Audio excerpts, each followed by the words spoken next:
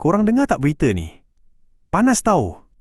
Ada satu kes ni, satu premis kat Kuchai Lama kena serbu dengan KPDN sebab dorang ni buat hal. Dorang ni sebenarnya pembekal shilling emas kat peruncit-peruncit, lepas tu dorang ni jual pula kat media sosial. Tapi masalahnya, dorang ni menipu pasal tahap ketulenan emas tu. Tak pasal-pasal, 6 orang pegawai penguatkuasa KPDN turun padang buat operasi ops tulen baru-baru ni.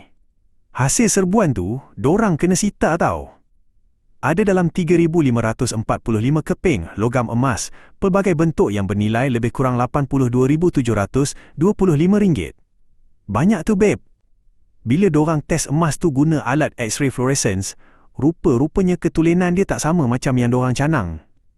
Kat shilling tu tulis AU 999.9, tapi bila cek balik, ada yang cuma 77% ke 98% je. Premis ni memang cari pasal lah sebab melanggar Akta Perihal Dagangan 2011. Korang tahu tak, kalau kena sabit kesalahan, denda dia boleh sampai RM250,000 atau kena penjara 3 tahun atau dua-dua sekali untuk kesalahan pertama. Kalau buat lagi, denda boleh naik sampai RM500,000 atau penjara 5 tahun. Memang naya.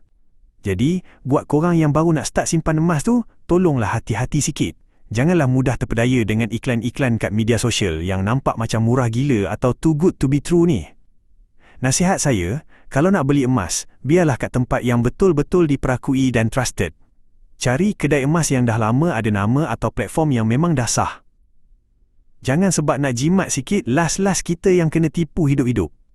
Simpan emas ni bagus untuk masa depan, tapi kalau tersalah beli emas celup, memang rugi besarlah jawapannya. So, be a smart buyer, okay? Kalau korang nak tahu lebih lanjut lagi pasal selok-belok emas ni atau nak tips simpanan yang betul, jangan segan, jangan malu, korang klik je link kat bio saya sekarang.